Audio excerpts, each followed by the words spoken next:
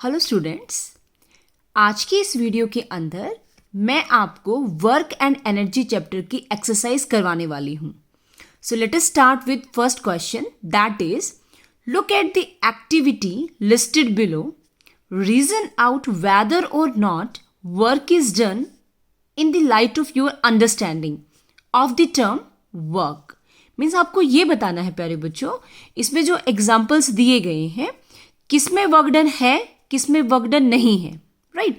साथ ही जैसे कि आपको मैंने क्लास में भी करवाया था, जो आपका वर्क है प्यारे बच्चों वो होता है पॉजिटिव, नेगेटिव एंड ज़ीरो.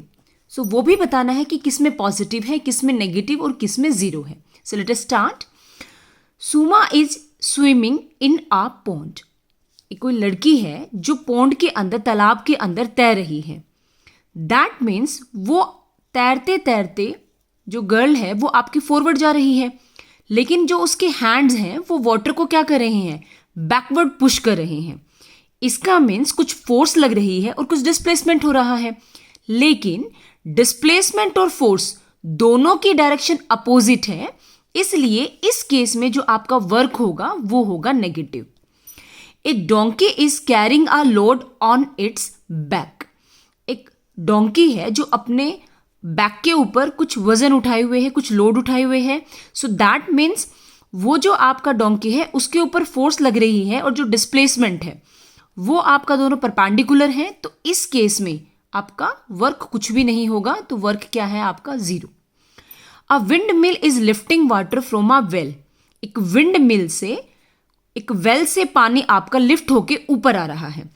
इसका मतलब ये जो विंड मिल है ये एक फोर्स लगा रहा है, और वाटर जब वेल से ऊपर आएगा तो कोई डिस्प्लेसमेंट है, और डिस्प्लेसमेंट और फोर्स एक ही डायरेक्शन में है. सो इस केस में आपका पॉजिटिव वर्क होगा. A green plant is carrying out photosynthesis.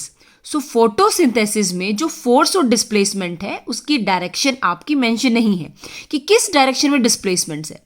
तो दैट्स वाई इस केस में भी वर्क आपका क्या होगा, zero. An engine is pulling a train. अब यहां पे ध्यान दें आप बेटा, ट्रेन जो होती है उसमें आगे इंजन लगा होता है, पीछे उसके ब्लॉक्स होते हैं जिनको हम ट्रेन बोलते हैं. ठीक है. सो इन दोनों के कॉम्बिनेशन को ट्रेन बोला जाता है. So that's why a engine is pulling, मतलब वो ट्रेन के बॉक्सेस को अपनी साइड पुल कर रहा है. सो दैट मीन्स कुछ फोर्स उन पे लग रही है बॉक्सेस पे. साथ ही जिस डायरेक्शन में फोर्स लग रही है उसी डायरेक्शन में डिस्प्लेसमेंट हो रहा है. So that's why positive work. Food grain are getting dry in the sun. वो ड्राई है तो फोर्स और डिस्प्लेसमेंट कुछ भी नहीं हो रहा है. सो दैट मीन्स इस केस में भी आपका zero work done. A sail boat is moving due to wind energy. एक आपकी बोट है जो किसकी वजह से मूव कर रही है, जब उस पर विंड एनर्जी अप्लाई हो रही है. सो कहने का मतलब, सपोज आपके पास कोई बोट है, ठीक है, सो वो उसी डायरेक्शन में तो जाएगी जिसमें उस पर विंड एनर्जी उसको लेके जाएगी. सो कहने का मतलब फोर्स और डिस्प्लेसमेंट सेम डायरेक्शन में है. That why positive work. Next question है, a body thrown at a certain angle to the ground moves in curve path. Means ground के ऊपर आपने एक ऑब्जेक्ट को फॉल किया और वो कर्व पाथ को फॉलो करता हुआ fall back to the ground. थोड़े से डिस्टेंस आगे जाके, कुछ डिस्टेंस पे वो जाके दोबारा से ग्राउंड को टच कर जाता है. Initial and the final point जो पाथ का है ऑब्जेक्ट का वो सेम हॉरिजॉन्टल लाइन पे है. तो बताओ work done by force of gravity on the object. तो अब थोड़ा ध्यान दे बेटा, जो अर्थ होती है वो हर एक चीज को क्या करती है, डाउनवर्ड अट्रैक्ट. सो इसका मतलब फोर्स और डिस्प्लेसमेंट की डायरेक्शन आपस में क्या है, परपेंडिकुलर. राइट. सो ना उसके फेवर में है ना उसके अपोज में है. परपेंडिकुलर केस में जैसे कि मैंने आपको क्लास में भी डिस्कस किया था, वर्क क्या होता है, जीरो. सो इस केस में आपका वर्क क्या होगा, जीरो होगा, जो किसके थ्रू हो रहा है, आपका फोर्स ऑफ ग्रेविटी की वजह से. नेक्स्ट है, अ बल्ब लाइट, ए बैटरी लाइट अ बल्ब. एक बैटरी है जो एक बल्ब को लाइट कर रही है, मीन्स ऑन कर रही है. Describe the energy changes involve in the process. इस प्रोसेस में कौन सी एनर्जी आपकी इन्वॉल्व हो रही है ये हमें बताना है. तो अब ध्यान दे प्यारे बच्चों, क्योंकि बैटरी है तो उसके अंदर कोई केमिकल एनर्जी है. राइट. जो बल्ब को अगर लाइट अप कर रही है तो कहने का मतलब बल्ब को इलेक्ट्रिकल एनर्जी मिल रही है, राइट। सो इसका मतलब उस इलेक्ट्रिकल एनर्जी से मैक्सिमम पार्ट तो किस में कन्वर्ट हो जाएगा, लाइट में। लेकिन अगर आपने चेक किया हो प्यारे बच्चों, कोई भी इलेक्ट्रिकल अप्लायंसेस थोड़े टाइम तक अगर आपका ऑन होता है तो वो आपका हीट एनर्जी भी जनरेट करता है, वो आपका गर्म मिलता है। आप डे टू डे लाइफ में, रियल लाइफ में कितने भी एग्जांपल ले लें, जो इलेक्ट्रिकल करंट जिसमें से पास होगा, आपका टीवी है, फ्रिज है, कूलर है, आप उनके साइड में हाथ लगा के देखना, थोड़े टाइम के बाद वो आपके गर्म मिलेंगे। इसका मतलब कुछ इलेक्ट्रिकल एनर्जी है आपकी हीट एनर्जी में भी कन्वर्ट होती है। Next question is certain force acting on 20 kg mass changes its velocity from 5 to 2 means initial 5 है, फाइनल कितनी है 2, ये उसका मास है, हमें वर्क डन निकालना है, राइट। सो उसके लिए आप यहां देखें, क्वेश्चन में आपको मास गिवन है, आपको इनिशियल वेलोसिटी जिसको हमने u से लिखा, फाइनल वेलोसिटी जिसको हमने v से लिखा, ये गिवन है, हमें वर्क डन निकालना है। सो अब वर्क के दो फॉर्मूले हैं बेटा, एक फोर्स इनटू डिस्टेंस, या आप डिस्प्लेसमेंट बोल सकते हैं, जब तक डायरेक्शन सेम होती है तो हम डिस्टेंस और डिस्प्लेसमेंट को सेम चीज बोल सकते हैं। और एक आपका वर्क का होता है चेंज इन काइनेटिक एनर्जी। तो आप खुद ही देखें, क्वेश्चन में आपको मास और वेलोसिटी गिवन है तो आप कौन सा फॉर्मूला अप्लाई करेंगे, यस सेकंड वन। सो इससे आपको पता चलेगा कि आप कौन सा अप्लाई एग्जाम में पुट करके आए, कौन सा फॉर्मूला। वर्क हमारे पास होता है चेंज इन काइनेटिक एनर्जी का मीनिंग होता है final kinetic energy minus initial kinetic energy. Final kinetic energy होती है हाफ mv², इनिशियल होती है हाफ mu²। अब दो टाइप से आप इस न्यूमेरिकल को कर सकते हैं बेटा, या तो आप अलग से पहले फाइनल काइनेटिक एनर्जी निकाल लें, फिर इनिशियल निकाल लें, उनको सब्ट्रैक्ट करें, या फिर आप दोनों को इकट्ठा लेके चलें और कॉमन निकाल लें। आपको जो प्रोसेस इजी लगता है वो करना। सो मैंने आपके लिए एक सोल्व करके देखा है, आंसर दोनों में सेम आएगा। सो आपको ये एक्सप्लेन करती हूँ। मैंने क्या किया बेटा, फाइनल और इनिशियल का फॉर्मूला पुट कर दिया, इसमें से 1/2m दोनों में कॉमन है, मैंने बाहर निकाला। अंदर आपके पास v² माइनस u² बचेगा। क्योंकि आप मैथ्स के स्टूडेंट हैं बेटा, तो मैथ्स में एक फॉर्मूला होता है a² माइनस b² का, a plus b a minus b. So वही फॉर्मूला हम यहाँ पे अप्लाई करेंगे। ये उस केसेस में पुट किया जाता है जहाँ पे आपको अपनी कैलकुलेशन को ईजी करना होता है, राइट। सो मेरा सजेशन है, जैसे अभी तो यहाँ पे बहुत छोटी वैल्यू गिवन है वेलोसिटी की 5 और 2, इनका स्क्वायर तो आप इजीली कर सकते हैं। कहने का मतलब यहाँ पे भी आप स्क्वायर की वैल्यू पुट करके निकाल सकते थे, लेकिन सपोज कहीं पे ज़्यादा वैल्यू दे रखी है, आप उसका स्क्वायर कैलकुलेट करें, है ना। सो उस टाइम पे ये जो फॉर्मूला है ये बहुत ज़्यादा बेनिफिशियल है। सो अभी फिलहाल के लिए हमारे पास 5 और 2 वैल्यू है, तो हमने उसको पुट किया, थोड़ा सा सोल्व किया, तो हमारे पास आंसर आया 210 जूल। यस बेटा, लास्ट में आप पक्के से पक्का उसकी वैल्यू निकाल के यूनिट लिख के आए, क्योंकि कई बार टीचर हाफ मार्क्स यूनिट का भी कट कर लेता है। सो आई होप आपको ये क्लियर है कि आपको कैसे सोल्व करना है। So next question is 5th question. A mass of 10 kg is at point A on a table, it is move to a point B, the line joining A and B is horizontal, What is the work done on the object by gravitational force? आप ध्यान दें बेटा, देखो question number 2 और question number 5 बिल्कुल same से हैं, बस यहाँ पे क्या है, उस चीज को हॉरिजॉन्टल पुश किया था, यहाँ पे उसका कर्व पाथ है। लेकिन सोचने वाली बात क्या है, जो आपको ध्यान रखने वाली बात, कि वो हॉरिजॉन्टल पे इनिशियल और फाइनल पोजीशन उनकी सेम हॉरिजॉन पे है ना, ये चीज सेम है। एक्सप्लेन योर आंसर, अपना आंसर एक्सप्लेन करें कि वर्क डन क्या होगा। सो आप ध्यान दें बेटा, ये देखिए हमारे पास मास गिवन है और ऑब्जेक्ट का बोला है कि हमने जब उस पर फोर्स अप्लाई की तो जो डिस्प्लेसमेंट है उसका वो आपका सेम हॉरिजॉन्टल लाइन पे हुआ है। Means work done on the object by the gravitational force 0। क्यों? 2 रीजन है, मैं आपको बताती हूँ। नंबर 1 देखिए, इस पॉइंट पे जो ग्रेविटेशनल फोर्स है वो डाउनवर्ड लग रही है और जो डिस्प्लेसमेंट है वो आपका इस डायरेक्शन में। सो एंगल कितना है 90 डिग्री, मीन्स दोनों परपेंडिकुलर है, ना फेवर में है ना अपोज में। सो इस वे से भी आप लिख के आ सकते हो आंसर 0। और एक और भी मैं आपको बताती हूँ, क्योंकि डिफरेंट बुक्स में डिफरेंट आंसर होता है बेटा। सो आप किसी बुक में ये आंसर भी देख सकते हैं। सपोज आपका ये जो आपका टेबल है या जिस भी चीज पे आपका ये बॉक्स रखा है वो कोई ना कोई तो हाइट पे होगा। अब इसका और इसका, इन दोनों पोजीशन का अगर पोटेंशियल एनर्जी निकालें तो आपका पोटेंशियल एनर्जी का फॉर्मूला होता है mgh फाइनल और mgh initial. Means mass object का सेम है, ग्रेविटी सेम लग रही है, हाइट भी दोनों की सेम है। सो उस केस में ये आपका इससे कैंसिल होगा और फाइनल आंसर आपका क्या होगा, 0। क्योंकि प्यारे बच्चों जो वर्क होता है उसका एक फॉर्मूला होता है चेंज इन एनर्जी, है ना। तो आप प्लीज रटे ना, जैसे रटना क्या, इस केस में मैंने फॉर्मूला लिया था final kinetic energy minus initial.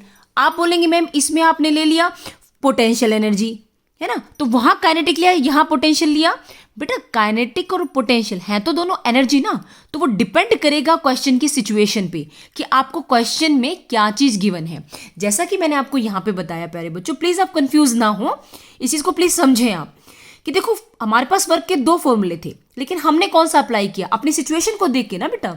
सो वैसे ही आपको आप इस वे से भी अपने आंसर को 0 लिख के आ सकते हैं, और पहले वाला तरीका तो मैंने आपको बताया है। सो जो आपको ईजी लगे आप वो जो फिनोमिना है वो अप्लाई कर सकते हैं, या तो आप इस तरीके से बता सकते हैं या फिर आप इस तरीके से, right. So next is question number 6। The potential energy of a freely falling object, freely falling मतलब सिर्फ उसको जो ग्रेविटी अप्लाई हो रही है, decreases progressively, does this violate the law of conservation of energy. आपको ये बताना है कि फ्रीली फॉल हो रहा है। अब ध्यान दे बेटा, सपोज ये ग्राउंड है, कोई ऑब्जेक्ट जिसका मास m है वो h हाइट पे है, ठीक है। अब क्योंकि हाइट पे है तो हाइट पे पोटेंशियल एनर्जी मैक्सिमम होती है mgh, लेकिन फाइनल जब हाइट पे जाके किसी भी ऑब्जेक्ट की वेलोसिटी 0 हो जाती है तभी तो वो चीज नीचे आती है। So that means kinetic energy उस हाईएस्ट पॉइंट पे 0 होगी। और रीजन क्यों, क्योंकि ये होती है आपकी हाफ mv², क्योंकि वेलोसिटी 0 तो काइनेटिक एनर्जी भी 0, राइट। लेकिन जैसे जैसे वो चीज ग्रेजुअली नीचे आती है, राइट, हाइट उसकी कम होती चलती है, और ग्राउंड पे आके तो हाइट बिल्कुल 0 हो जाती है। सो दैट्स वाई जो ये पोटेंशियल एनर्जी है ये तो 0 हो जाएगी, लेकिन ये अपने एनर्जी की कंजर्वेशन लॉ को सेटिस्फाई करने के लिए जितनी भी काइनेटिक एनर्जी है आपके ऊपर 0 थी तो वो आपकी टोटल मैक्सिमम में कन्वर्ट हो जाएगी। कहने का मतलब आपकी जो पोटेंशियल एनर्जी है वो नीचे आते आते काइनेटिक एनर्जी में कन्वर्ट हो जाएगी हाफ mv² में। सो कहने का मतलब on moving downward potential energy decrease but kinetic energy increase, क्योंकि हमने क्या पढ़ा है कि total energy is equal to, mechanical energy भी बोलते हैं इसको, टोटल एनर्जी बोल लो मैकेनिकल एनर्जी बोल लो same thing, that is equal to kinetic energy plus potential energy. और kinetic plus potential throughout the motion, throughout the way आपकी क्या रहती है, constant. So that's why non violation of the law of conservation of energy, आपकी energy ना तो destroy हुई है ना क्रिएट हुई है, वो जस्ट आपकी एक फॉर्म से दूसरी फॉर्म में आपकी कन्वर्ट हुई है। So next is what are the various energy transformation that occur when you riding a bicycle. जब आप एक साइकिल को चलाते हैं तो कौन सी एनर्जी किस टाइप की एनर्जी में कन्वर्ट होती है। आप ध्यान दे बेटा, देखो आपने कुछ खाना खाया सपोज एग्जांपल, ठीक है। सो आपके पास कौन सी एनर्जी है, केमिकल एनर्जी फूड की, उससे आपको एनर्जी मिलती है तो आपकी मसल्स जो हैं, ठीक है, तो मस्कुलर एनर्जी है जो मसल्स की, वो केमिकल एनर्जी उनको सपोर्ट करेगी। अब उसकी वजह से आप पैडल्स पे फोर्स अप्लाई करेंगे जिससे ये मस्कुलर एनर्जी काइनेटिक एनर्जी में कन्वर्ट होगी, और उसके बाद जब पैडल आपके लगातार कॉन्टिन्यूएशन में चलेंगे तो आपकी बाईसाइकिल को भी काइनेटिक एनर्जी मिलेगी, इसका मतलब पर्सन भी मूव करेगा। सो कहने का मतलब केमिकल एनर्जी मस्कुलर एनर्जी में, वो फिर से आपकी किस में अब कन्वर्ट हुई है, केमिकल एनर्जी में। सो आप ये 3 टाइप से एनर्जी का डिस्ट्रीब्यूशन लिख के आ सकते हैं। So next is does the transfer of energy take place when you push a huge rock with all your might and fail to move it. आप बहुत सारी फोर्स अप्लाई करते हैं एक रॉक के ऊपर लेकिन आप उसको मूव नहीं कर पाते हैं। Where is the energy you spend going. अभी हमने पढ़ा कि भी एनर्जी हमारी वेस्ट नहीं होती है ना, वो एक फॉर्म से दूसरी फॉर्म में कन्वर्ट हो जाती है। तो इस केस में क्या होगा, तो आप ध्यान दें बेटा, सपोज ये कोई बहुत हैवी रॉक है, ठीक है, पुश अ ह्यूज रॉक, आपने फोर्स अप्लाई की, ठीक है। So yes there is a transfer of energy, energy का ट्रांसफर होगा। कैसे, आप ध्यान देना, देखो जब आपने फोर्स अप्लाई की तो ये जो रॉक है ना आपकी, ये क्या करेगी, सम ऑफ एनर्जी, कुछ एनर्जी के हिस्से को एब्जॉर्ब कर लेगी, ठीक है।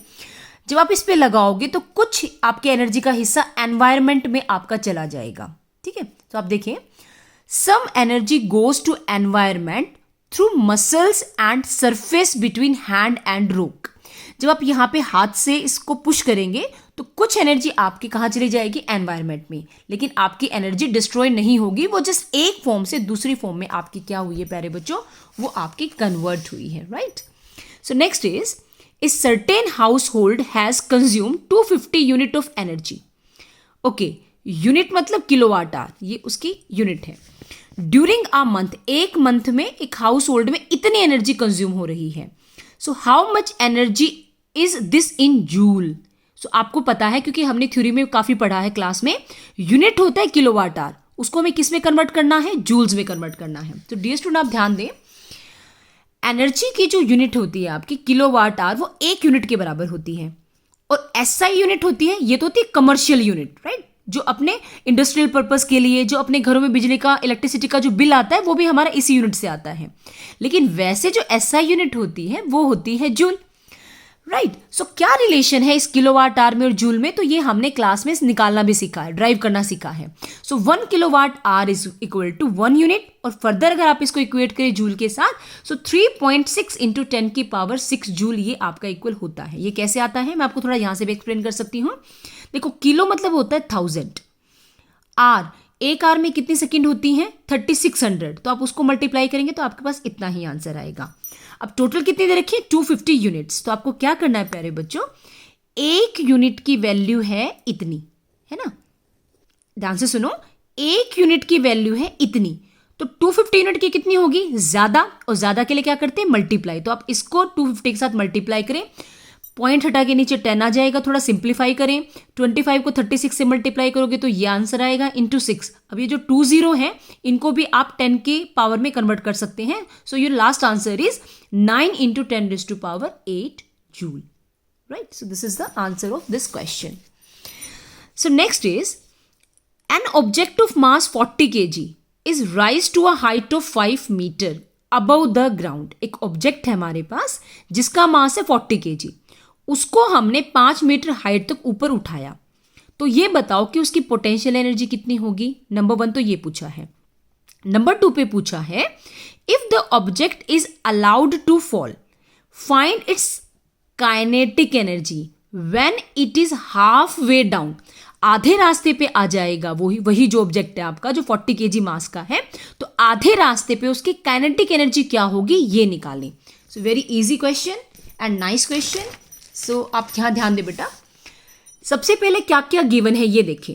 हमें मास गिवन है, हमें हाइट गिवन है, जी की वैल्यू अगर क्वेश्चन में दे रखी है तो आपको वही पुट करनी है, अदरवाइज आपकी विश है आप 10 लें या 9.8 लें। सो मोस्टली अगर नहीं गिवन है बेटा तो आप 10 ले सकते हो, क्योंकि इससे कैलकुलेशन थोड़ी ईजी हो जाएगी।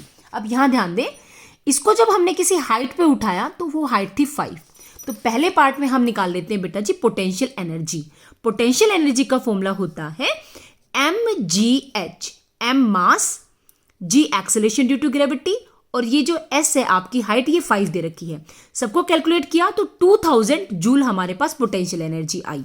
अब आप एक बात ध्यान दें बेटा, क्योंकि इसने मिडवे बोला है, बिल्कुल मिडवे है ना, और मिडवे पे जितनी पोटेंशियल एनर्जी होती है उतनी ही काइनेटिक होती है। ये बात का ध्यान दें, मीन्स काइनेटिक एनर्जी होती है पोटेंशियल मिडवे पे वो इक्वल होती है, ठीक है। और साथ ही क्या लिखेंगे, काइनेटिक एनर्जी का फॉर्मूला होता है half mv²। So kinetic energy half way पे किसके इक्वल होगी, पोटेंशियल एनर्जी की हाफ के। पोटेंशियल एनर्जी कितनी है 2000, तो उसका हाफ करोगे तो कितना आ जाएगा 1000। सो हाफ वे पे काइनेटिक एनर्जी कितनी है 1000 जूल, राइट। सो बहुत इजी क्वेश्चन है, आप थोड़ा सा बस अपना जो प्रेजेंस ऑफ माइंड है वो लगाना बेटा, आप इनको इजीली कर पाओगे एग्जाम में। What is the work done by a force of gravity on a satellite moving round the earth, justify your answer. एक सैटेलाइट है, जैसे आपको पता है बेटा कि सैटेलाइट अपनी अर्थ के चारों तरफ मूव करती हैं, राइट। सो हमें क्या निकालना है, हमें निकालना है वर्क डन, वो भी किसका work done, force of gravity का। मतलब अर्थ की जो ग्रेविटी है वो सैटेलाइट पे फोर्स लगाएगी तो कितना डिस्प्लेसमेंट होगा ये हमें देखना है। सो मैं आपको ना बहुत ईजी वे में बताती हूँ। क्या होता है प्यारे बच्चों, जो अपनी अर्थ है सैटेलाइट उसके चारों तरफ मूव करती है, वो मूव करती है लेकिन कभी भी वो अर्थ के टुवर्ड डिस्प्लेसमेंट नहीं करती है। सो मैं 2 तरीके से आपको बताऊंगी, आप ध्यान से सुनना। नंबर 1, वर्क होता है फोर्स इनटू डिस्प्लेसमेंट। आप मुझे बताओ, अर्थ ने जब फोर्स लगाई तो क्या सैटेलाइट उसके पास आ गई, मतलब डिस्प्लेसमेंट उसके टुवर्ड हुआ? नहीं ना। So no displacement, so work is zero.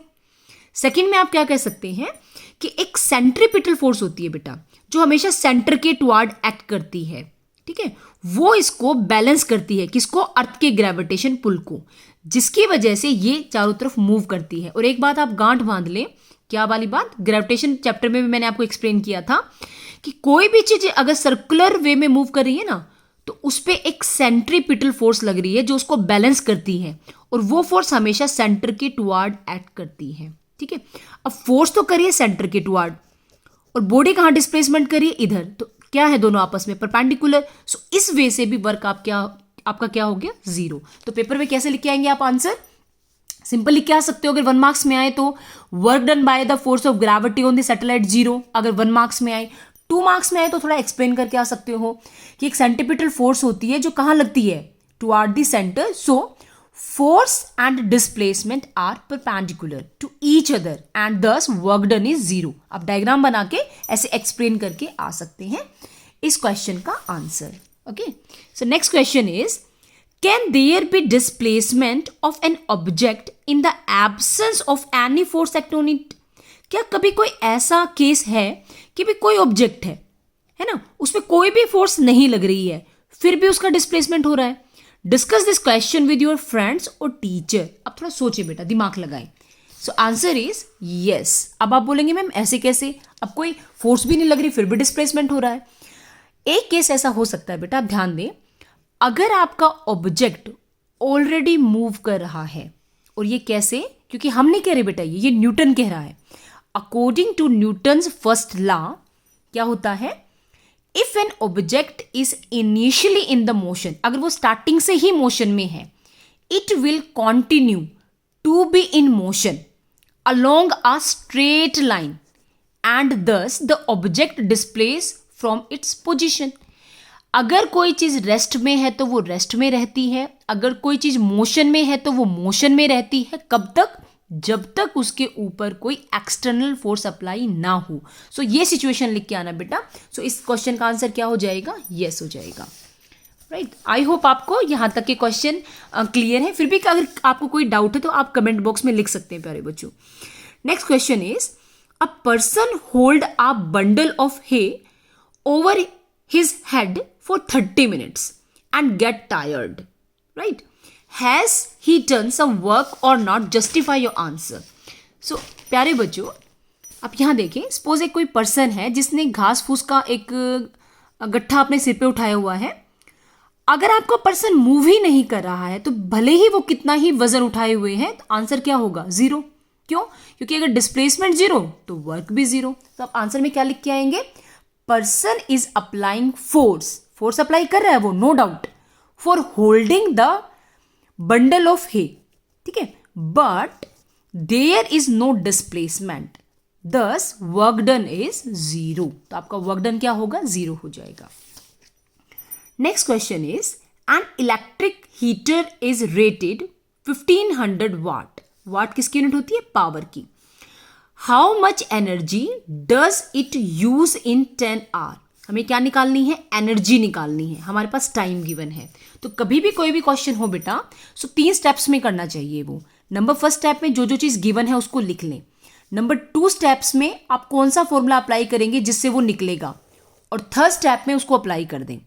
तो हमें पावर गिवन है, टाइम गिवन है, एनर्जी निकालनी है। तो पावर का फॉर्मूला होता है बेटा वर्क अपॉन टाइम, लेकिन वर्क और एनर्जी की यूनिट सेम होती है तो हम कई बारी वर्क को एनर्जी के इक्वेट भी कर देते हैं। सो वर्क अपॉन टाइम बोल दो या एनर्जी अपॉन टाइम। अब हमें निकालना क्या है? एनर्जी। तो पावर की टाइम के साथ क्रॉस मल्टीप्लाई कर दो। सो एनर्जी का फॉर्मूला क्या हो जाएगा? Power into time. अब पावर कितनी है? 1500, और टाइम कितना था? 10, तो ये क्या हो गया? 15,000 वाट आवर, ठीक है। लेकिन जो अपनी यूनिट होती है बेटा वो किलोवाट में होती है, राइट। सो आपके पास 2 तरीके हैं। नंबर 1, या तो आप किलो से मल्टीप्लाई करो और अपॉन में 1000 कर दो, या फिर simply 1K is equal to 1000। यहाँ से इसको जो आपकी यहाँ से 1000 है उसको आप डायरेक्टली भी K लिख सकते हो, किलो लिख सकते हो। सो एनर्जी का फाइनल आंसर कितना आया? 15 kilowatt hour. So next question is, Illustrate the law of conservation of energy by discussing the energy change which occur when we drawn a pendulum bob to one side and allowed to oscillate. एक pendulum है बेटा, आपके पास clock होंगी pendulum की, है ना.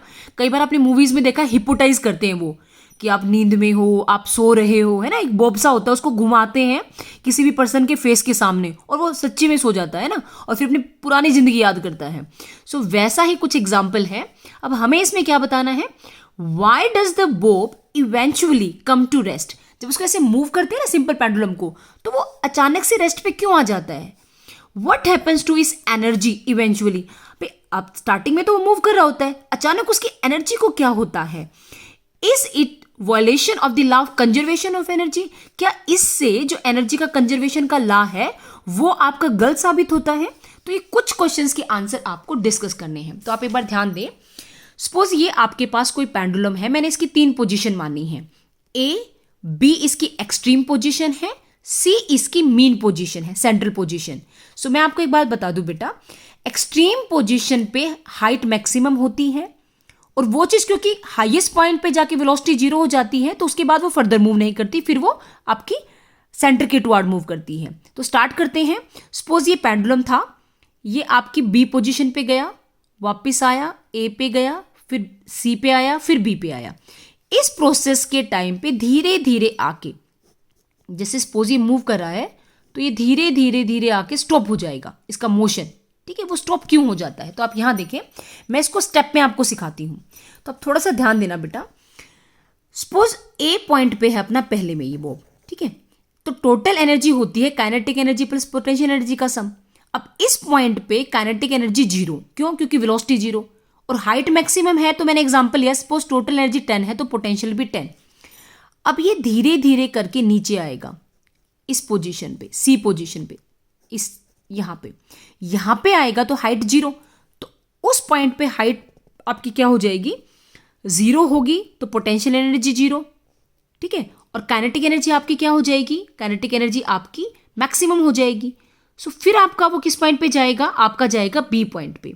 B point पे जब वो जाएगा तो दोबारा से आप चेक करें, इस पॉइंट पे जाके potential energy maximum, kinetic energy आपकी क्या हो जाएगी, काइनेटिक एनर्जी 0.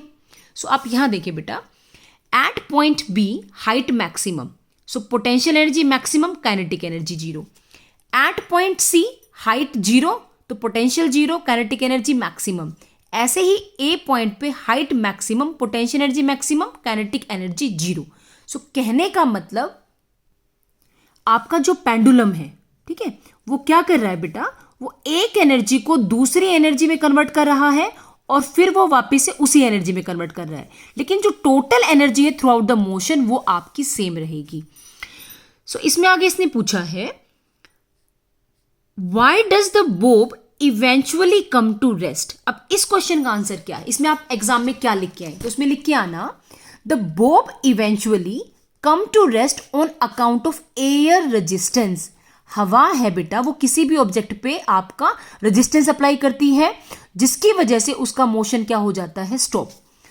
और आगे जो इसने बोला है बेटा कि जो एनर्जी है, क्या उसका लॉ आपका ठीक रहेगा इस चीज के लिए, वॉयलेशन के बारे में पूछा है, तो आप क्या लिखेंगे बेटा कि जो टोटल एनर्जी है आपकी, अब ए रेजिस्टेंस से वो रुक गया, तो उसकी टोटल एनर्जी कहां गई, तो टोटल एनर्जी कहां गई, will be converted to heat energy. वो जो टोटल एनर्जी अब तक जो मूव करवाने में लग रही थी, जैसे ही एयर ने रेजिस्टेंस लगाया, सो वो किस में कन्वर्ट हो जाएगी, धीरे धीरे करके हीट एनर्जी में कन्वर्ट हो गई. सो ठीक है, सो वो आपकी डिस्ट्रॉय नहीं हुई, वो जस्ट एक टाइप की एनर्जी से दूसरे टाइप की एनर्जी में कन्वर्ट हो गई है. सो ये इसका आंसर लिख के आना है. Next is calculate the work required to be done to stop a car.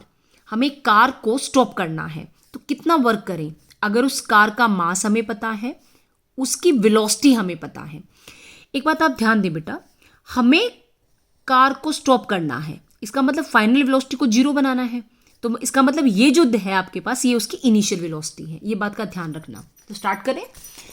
आपको मास गिवन है, आपको वेलोसिटी गिवन है, आपको वर्क निकालना है कि कितना वर्क करें कि वो जो कार, वो ऑब्जेक्ट, वो आपका रेस्ट पे आ जाए. तो आप ध्यान दें बेटा, सपोज ये मास है कोई ऑब्जेक्ट का, ये वेलोसिटी है, उस पर कुछ वर्क हुआ जिससे उसकी वेलोसिटी क्या हो गई, 0, है ना. सो अगर कोई भी चीज चलती है बेटा तो उसके अंदर मोशन की वजह से कौन सी एनर्जी आती है? Kinetic energy. तो आप ध्यान देना, इनिशियल वेलोसिटी तो v है, फाइनल वेलोसिटी क्या है उसकी? 0। इसका मतलब जब उसकी पोजीशन यहां से यहां हुई, सो उसकी किस में चेंज आया? उसकी काइनेटिक एनर्जी में चेंज आया। इस पोजीशन पे काइनेटिक एनर्जी इनिशियल होगी, इस पोजीशन पे काइनेटिक एनर्जी फाइनल होगी। इसका मतलब अगर मुझे वर्क निकालना है तो आप थोड़ा दिमाग लगाएं। अगर आपके पास काइनेटिक एनर्जी गिवन है, इनिशियल और फाइनल, और वर्क निकालना है, तो एक ही तो फॉर्मूला है हमारे पास, change in energy. Final kinetic energy minus में initial kinetic energy. Final kinetic energy है हाफ m, फाइनल वेलोसिटी तो 0 है, ऐसे initial kinetic energy half mv²। So इसका मतलब वर्क डन क्या आया? Negative of 1/2 mv² kinetic energy. इसका मतलब जो चीज चल रही थी, जितनी एनर्जी से चल रही थी, उतनी ही एनर्जी अगर हम नेगेटिव साइन यहां पे क्या शो कर रहा है? अपोज को उसके अपोज में अप्लाई करें। ठीक है, सपोज जैसे एक पेन है बेटा, ये एक वेलोसिटी से मूव कर रहा है किसी एनर्जी के साथ, इसको रोकना है तो मुझे इसके सेकेंड साइड से उतनी ही नेगेटिव एनर्जी लगानी पड़ेगी। नेगेटिव मतलब अपोजिट डायरेक्शन में, और मैग्नीट्यूड उसका क्या रखना पड़ेगा? सेम। तभी ये ऑब्जेक्ट किसी मोशन में जब चल रहा है तो रुकेगा आपका। सो this is the answer.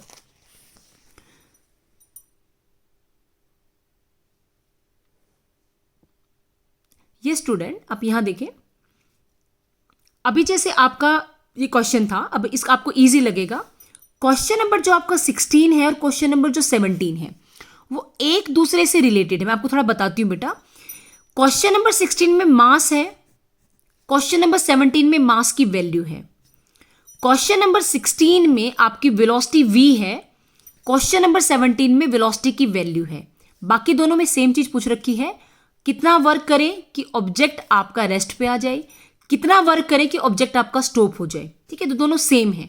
So dear student, मैंने आपको क्वेश्चन नंबर 16 करवाया है। क्वेश्चन नंबर 17 में अगर आप यहां देखिए प्यारे बच्चों, ये जो फॉर्मूला आया है, इस फॉर्मूला के अंदर आप वैल्यू पुट कर दें। लाइक आपके पास इसमें मास है 1500, वेलोसिटी आपके पास 60 है, वो किलोमीटर पर आवर है, तो पहले आप उसको मीटर पर सेकंड में कन्वर्ट करना। दोनों चीजों को पुट करोगे तो आपके पास आंसर आएगा ये। आप देख लें इस क्वेश्चन को, मास आपके पास गिवन है, वेलोसिटी आपके पास गिवन है।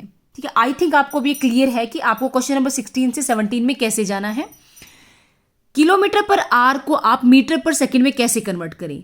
1 किलोमीटर में 1000 मीटर होते हैं और 1 आवर में 3600 सेकंड होती हैं। आप इनको कटिंग शटिंग करेंगे, इसको कैंसिल करेंगे, तो आपके पास 50/3 मीटर पर सेकंड आंसर आएगा। सो इसका मतलब final kinetic energy, initial kinetic energy, आप अगर डायरेक्ट फॉर्मूला आता है तो आप पुट कर सकते हैं, अदरवाइज आप स्टेप वाइज सारी वैल्यू पुट करें और आपके पास आंसर आ जाएगा। कहने का मतलब प्यारे बच्चों, क्वेश्चन नंबर 16 था जनरल केस, क्वेश्चन नंबर 17 उसकी एप्लीकेशन है जिसमें उसकी वैल्यू भी दे रखी है।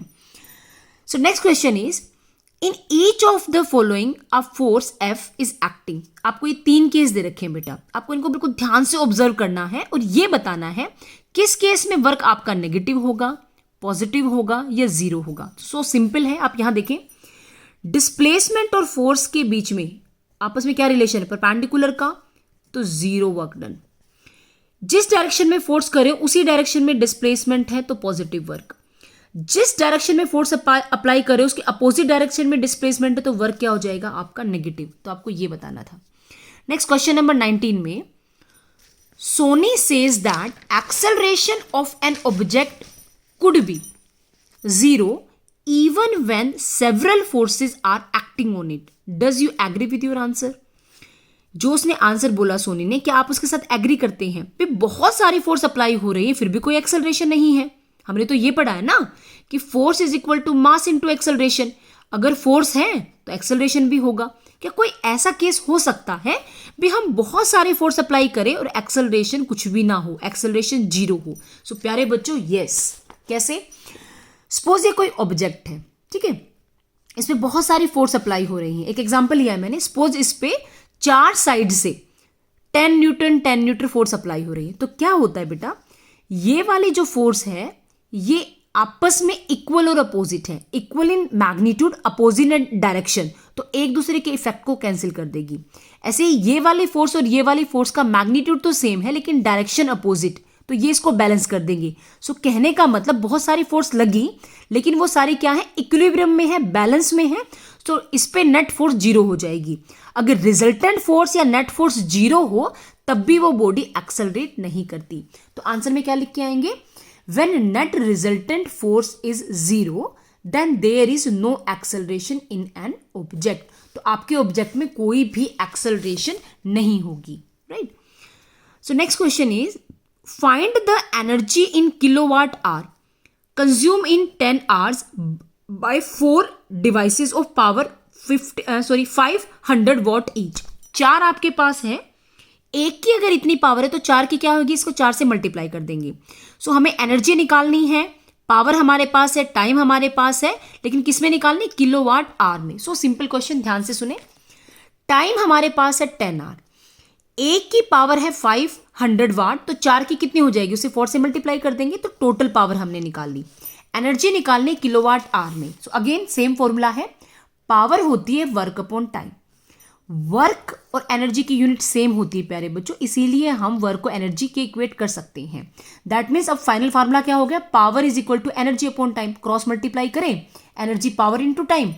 पावर आपके पास है टोटल, टाइम आपके पास है, तो ये आपके पास आंसर आ गया वाट आवर में। लेकिन हमें तो किलोवाट में निकालना है।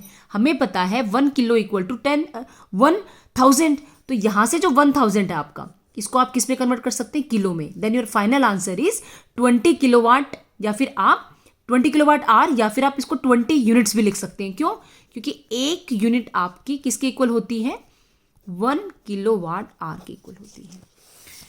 So next is, a freely falling object eventually stop on reaching the ground.